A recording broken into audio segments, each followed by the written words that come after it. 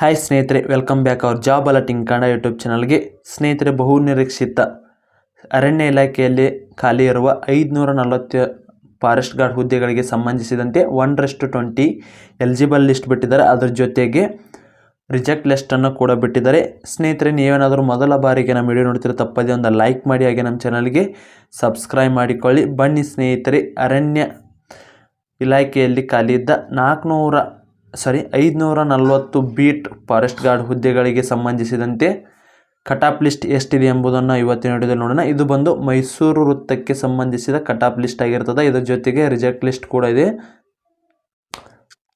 ಸ್ನೇಹಿತರಲ್ಲಿ ನೀವು ನೋಡ್ಬೋದು, ಅರಣ್ಯ ಸಂರಕ್ಷಣಾಧಿಕಾರಿಗಳ ಕಚೇರಿ ಮೈಸೂರು ವೃತ್ತ ಮೈಸೂರು ಆಗಿರ್ತದೆ. ಡೇಟ್ ಕೂಡ ನೋಡ್ಕೋಬೋದು ನೀವು, 20/7/2024.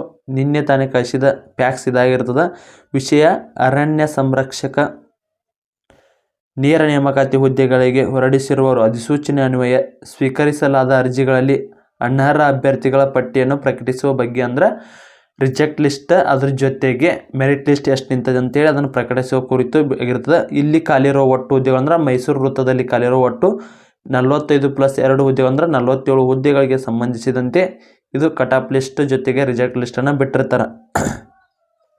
ನಿಮ್ದು ಏನರ ಡೌಟ್ ಇದ್ರೆ, ಇಲ್ಲ ನಂದು ಮೆರಿಟಿಗೆ ಕುಂದಿರ್ಬೇಕು ಅಥವಾ ನಂದಿನ ಮೆರಿಟಿಗೆ ಗೊತ್ತಿಲ್ಲ ನಾ ಇಲ್ಲಿಕಂದ್ರೆ ಮಾರ್ಕ್ಸ್ ಕಾರ್ಡ್ದು ಏನರ ತೊಂದರೆ ಇತ್ತಂದ್ರೆ, ಕಾಸ್ಟ್ ಇನ್ಕಮ್ದು, ಆಧಾರ್ ಕಾರ್ಡ್ದು ಏನೇ ಆಕ್ಷೇಪಣೆಗಳು ಇದ್ದಲ್ಲಿ 28/7/2024 ಒಳಗಾಗಿ ನೀವು ನಿಮ್ಮ ಆಕ್ಷೇಪಣೆಗಳನ್ನು ಬರೆದು ಕಳಿಸಿದ್ರಪ್ಪ ಅಂದ್ರೆ ಎಲ್ಲಿಯಪ್ಪ ಅಂದ್ರೆ ಮೈಸೂರು ಸರ್ಕಲ್ ಇಲ್ಲಿದೆ ನೋಡು, ಇದು ಬಂದು ಇಲ್ಲಿ ನೀವು ಇದನ್ನು ಬರೆದು ಕಳಿಸ್ಬೇಕು. ಅದು 5:30 ಗಂಟೆ ಒಳಗಾಗಿ ನೀವೇನಾದರೂ ಬರೆದು ಕಳಿಸಿರಂದ್ರೆ ಅದಕ್ಕೆ ನಿಮಗೆ ಸಂಬಂಧಪಟ್ಟಂತೆ ನಿಮ್ಮದು ಸರಿಯಾದ ರೀತಿಯಲ್ಲಿ ಚೆಕ್ ಮಾಡಿ ಇನ್ನೊಮ್ಮೆ ಕೂಡ ಎಲಿಜಿಬಲ್ ಇದೆಯಾ ಅಥವಾ ನಾಟ್ ಎಲಿಜಿಬಲ್ ಇದೆಯಾ ಅಂತ ಅದನ್ನು ಕೂಡ ಬಿಡ್ತಾರೆ. ಇಲ್ಲಿ ನೋಡ್ಕೋಬೋದು ನೀವು ಎಷ್ಟು ಜನ ಎಲಿಜಿಬಲ್ ಅದಿರಿ, ಎಷ್ಟು ಜನ ಅನ್ಎಲಿಜಿಬಲ್ ಅದಿರಿ ಅಂತೇಳಿ ಪೂರಾ ಲಿಸ್ಟ್ ಬಿಟ್ಟಿದ್ದಾರೆ. ಇದು ನಮ್ಮ ಟೆಲಿಗ್ರಾಮ್ ಗ್ರೂಪಲ್ಲಿ ಇದೆ. ಯಾರ್ಯಾರು ಇನ್ನೂ ಟೆಲಿಗ್ರಾಮ್ ಗ್ರೂಪಿಗೆ ಜಾಯ್ನ್ ಆಗಿಲ್ಲ, ಕೆಳಗಡೆ ಲಿಂಕ್ ಐತಿ, ಲಿಂಕ್ ಬಳಸ್ಕೊಂಡು ನಮ್ಮ ಟೆಲಿಗ್ರಾಮ್ ಗ್ರೂಪಿಗೆ ಜಾಯ್ನ್ ಆಗ್ಬೋದು. ಹಾಗಿದ್ರೆ ಈಗ ಕಟ್ ಆಫ್ ಲಿಸ್ಟ್ ಅಂದ್ರೆ 1:20 ಕಟ್ ಆಫ್ ಲಿಸ್ಟ್ ಎಷ್ಟಿದೆ ಅಂತ, ಸಾಮಾನ್ಯ ವರ್ಗಕ್ಕೆ ಎಷ್ಟು, OBC ವರ್ಗಕ್ಕೆ ಎಷ್ಟು, ಹಲವಾರು ಏನೇ ವರ್ಗ ಅದರ ಒಟ್ಟು ವರ್ಗದ ನೋಡ್ಕೊತ ಹೋಗೋಣ. ಈಗ ಸ್ನೇಹಿತರೆ, ಇಲ್ಲಿ ಮೈಸೂರು ವೃತ್ತ ವ್ಯಾಪ್ತಿಯಲ್ಲಿ ಅರಣ್ಯ ರಕ್ಷಕರ ನೇರ ನೇಮಕಾತಿ ಹುದ್ದೆಗೆ ಪ್ರವರ್ಗವಾರು ಕಡಿತಗೊಳಿಸಲಾದ ಶೇಕಡಾವಾರು ಅಂಕಗಳು ಅಂತ ಕೊಟ್ಟಿದ್ದಾರೆ. ಸಾಮಾನ್ಯ ಅಭ್ಯರ್ಥಿ ನೋಡೋದು, ಈಗ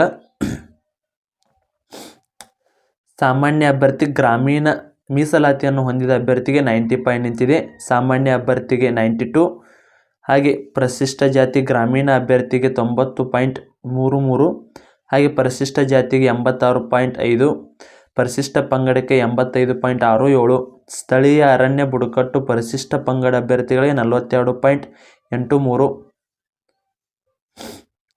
ಹಾಗೆ ಪರಿಶಿಷ್ಟ ಜಾತಿಗೆ 86.5, ಪರಿಶಿಷ್ಟ ಪಂಗಡಕ್ಕೆ 85.67, ಸ್ಥಳೀಯ ಅರಣ್ಯ ಬುಡಕಟ್ಟು 42.83, ಪ್ರವರ್ಗ 1ಕ್ಕೆ 86.33, 2A ಅಭ್ಯರ್ಥಿಗೆ 90.67, 2B ಅಭ್ಯರ್ಥಿಗಳಿಗೆ 86.50, ಪ್ರವರ್ಗ 3ಕ್ಕೆ ಸೇರಿದ ಅಭ್ಯರ್ಥಿಗಳಿಗೆ 90.67, ಪ್ರವರ್ಗ 3B ಅಭ್ಯರ್ಥಿಗಳಿಗೆ 91.33. ಈ ರೀತಿ ಇದಕ್ಕಿಂತ ಹೆಚ್ಚಿನ ಅಂಕಗಳನ್ನು ಯಾರು ಪಡೆದುಕೊಂಡಿರ ಇವರೆಲ್ಲರೂ 1:20 ಎಲಿಜಿಬಲ್ ಆಗಿರ್ತಾರೆ, ಅಂದರೆ ಫಿಸಿಕಲ್ಗೆ ಎಲಿಜಿಬಲ್ ಆಗಿರ್ತಾರೆ.